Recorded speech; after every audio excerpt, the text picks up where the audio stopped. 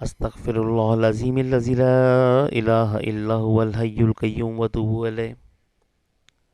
استغفار ایسی چیز ہے جو انسان کو اس منزل پہ پہنچا دیتی ہے جہاں اس کی وہ تمنا کرتا ہے، جہاں وہ جانا چاہتا ہے، جو وہ کمال اپنے اندر دیکھنا چاہتا ہے، استغفار پیدا کر دیتا ہے۔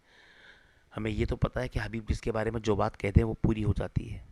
ہم یہ تو جانتے ہیں کہ رسول اللہ کے لب مبارکہ سے جو لگ نکل گئے، جو بات تیری زبان سے نکلی وہ ہو کے رہی، وہ تو ہو جاتی ہے۔ لیکن اللہ تعالیٰ اپنے حبیب کے غلاموں کو بھی شرف عطا فرماتا ہے کہ وہ کسی کے لیے ہاتھ اٹھا دیں، کسی کے لیے مناجات کریں، دعا کریں تو وہ پوری ہو جاتی ہے۔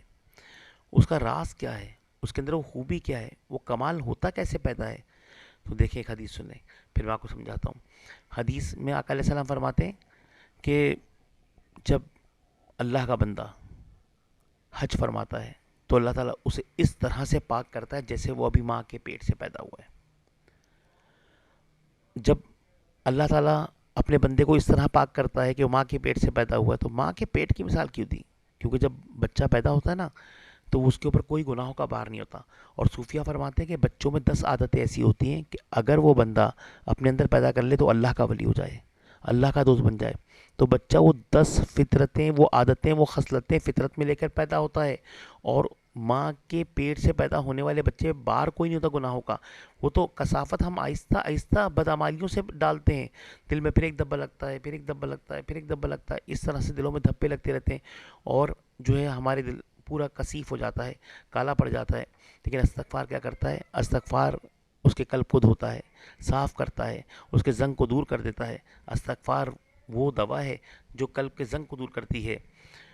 حضور فرماتے ہیں کہ خوش نصیب ہے وہ جو اپنے خوش نصیبی ہے اس کے لیے جو اپنے نامہ اعمال میں کثرت سے استغفار دیکھے۔ آقا علیہ السلام کا جب وہ امتی کثرت سے استغفار پڑتا ہے تو اس کی زبان پہ سے ساری کثافتیں دور ہو جاتی ہیں، زبان پاک ہو جاتی ہے۔ پھر وہ جس کے لیے جو بات کہہ دے، جس کے لیے جو بھی جملہ کہہ دے، جو بات کہہ دے، جو دعا کر دے، وہ پوری ہو جاتی ہے۔ بندہ جب پیدا ہوتا ہے نا تو آپ کو سمجھ لیں ایک بات کہ وہ زیرو پوائنٹ پر ہے، اور اس کے اور رب کے درمیان 70,000 حجابات ہیں۔ اب اس نے تخلیق کا مقصد یہ ہے کہ اپنے رب کو پانا ہے، رب کی تلاش کرنی، جو زندگی میں سانسیں ملیں، جتنا ٹائم ملا ہے اس میں وہ رب کو ڈھونڈنا ہے، تلاش کرنا ہے، اللہ تعالیٰ کا قرب پانا ہے، یہ اس کی زندگی کا مقصد ہے۔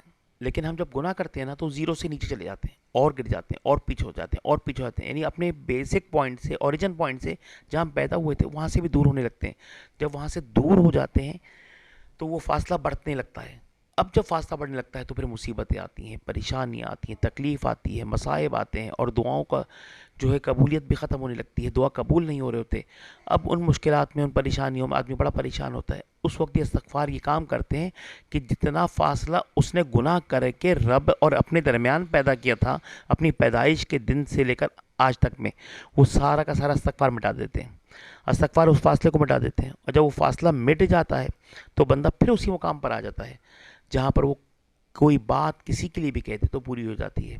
رب تعالیٰ اس کی بات کی لاج رکھتا ہے کیونکہ اس نے اپنے زبان کو استغفار سے پاک کر لیا، اپنے آپ کو گناہوں سے پاک کر لیا۔ جب وہ گناہوں سے مٹا دیتا ہے، استغفار کو سے اپنی زبان کو پاک کر لیتا ہے، تو صلی اللہ فضیلت عطا فرماتا ہے۔ استغفار کے ایسے فائدے ہیں کہ تصور نہیں کر سکتا بندہ کہ اس کی زندگی کتنی خوشگوار ہو جاتی ہے اس ایک عمل کی وجہ سے۔ اس کی زندگی میں آسانیاں اور راحت اور سکون آ جاتا ہے، کتنا آ جاتا ہے۔ میں ضمن میں 2 روایتیں آپ کو پیش کرتا ہوں۔